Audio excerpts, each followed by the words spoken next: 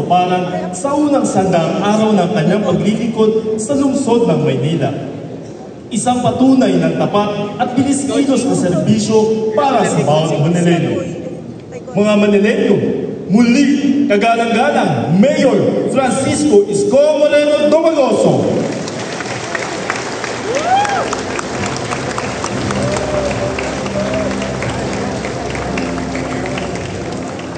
Maupo po kayo sa ating ginagalang,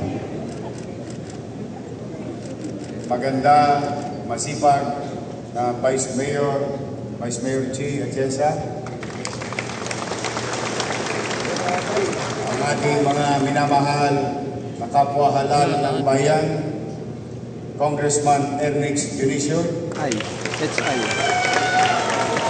ay, dito. Parang taga-Moro sa Suligaw nila. Ayan, that's ay. Oh, sila lahat. Congressman Joel Juan.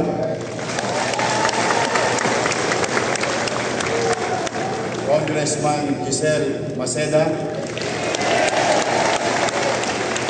Congressman Erwin Cheng.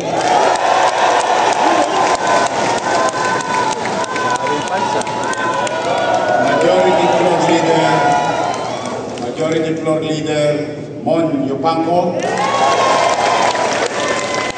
At mga kusihal ng Maynila. Except kay Ian. Ayaw ba? Dala mo ba yung anting-anting mo? Maraming salamat. At siyempre, ang ating ginagalang din ng matagal naglingkod sa atin sa Maynila, ang ating minamahal Congresswoman Sandy Ocampo.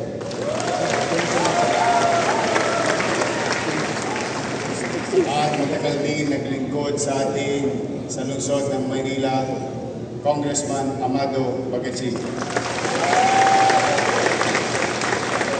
At mga dati pang halal, department heads, stakeholders, the business sector, organization, NGOs, POs, the youth of Manila, the future of the city. To our fellow elected officials in the barangayan, sa lahat ng 896 barangays sa lungsod ng Maynila.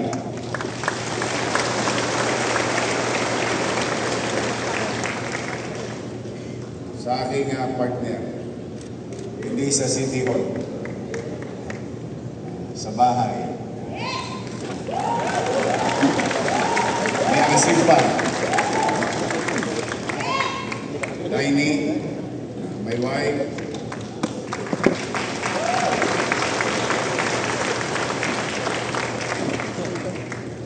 at pangalawang babae ko sa buhay. Dalawang pong babae ko. Ang ating minamahal na Frances.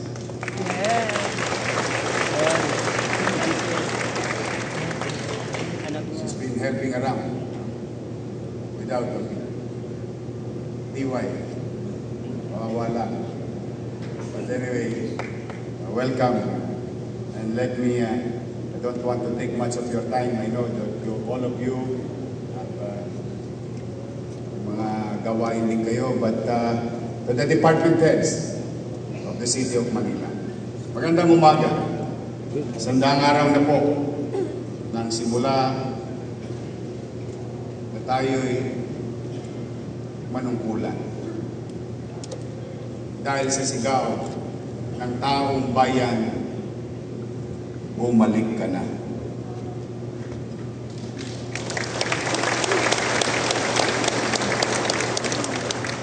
Pero parang pag kinukwenta-kwenta ko, parang taon na yung 100 araw na yun. Masakit sa katawan. But be that as it may, sabi nga sa isang kasabihan sa Ingles, it is not the years in your life that count. It is the life in your years. Sa pamamahala naman, what matters are not the days in your term, but what you have done to make each day matter to the people you serve.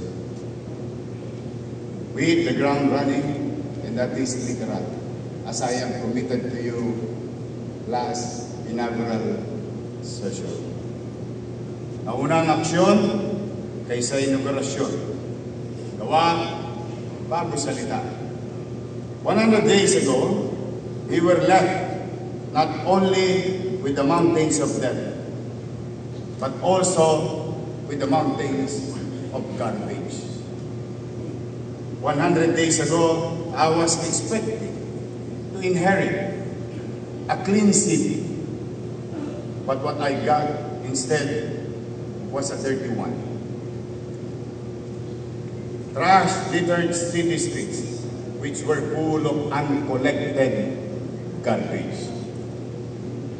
The stain of bad governance also left its mark on city finances, which weigh down by billions of unpaid commercial obligation. Kaya mas minabuti ko munang eskubahin ang Maynila, alisin ang mga libag, kinuskos ang kadugyutan ng ating lungsod na kinaharap. Hindi po yan one-day gimmick, pero whole year program. Wash, rinse, repeat. Wash, rinse, until it becomes a habit. Eh bakit ba tayo porsigido dyan?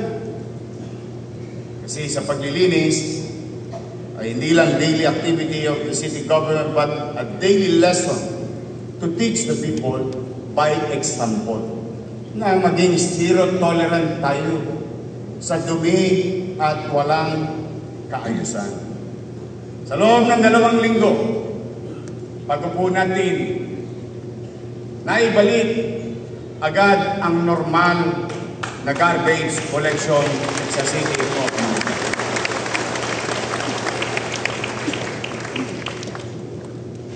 Bagay na aking ipinagpapasalamat sa kapwa ko kawanig ng pamahalang lungsod. Palakpakan natin ang mga taga-TPS.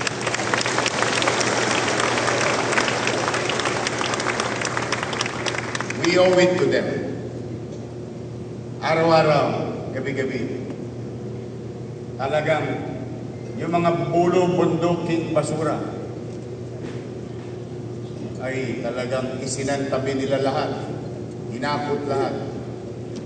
Dahil lang gusto ko gumising kayo sa bagong administrasyon na parang walang nangyaring dumi ng nakaraan. Sa engineering, sa MDRRMO, thank you very much sa kanila.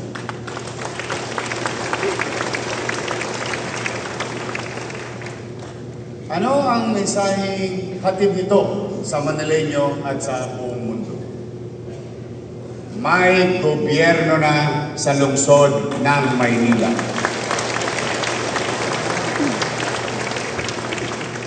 Hindi na siya MIA or what you call missing in action. As we proclaim to the world that Manila is now open for business, we also warn bad actors that is now close to crime. Hindi tayo ulad kung walang pakundangan ng paglabag ng mga batas, lalo na sa ginagawang tanghaling tapat sa gitna ng karamihan. Kaya yung mga akyat truck ng Artel, pumanatag kayo, araw-araw, pinapakain po natin sila. Binigyan pa natin ng gwardya. Lahat ngayon ng mga nakalawit natin sa Artel, nasa hoyo na po. We will not stop until they stop. They may succeed from time to time, but the law will catch up. and we will put things in right order.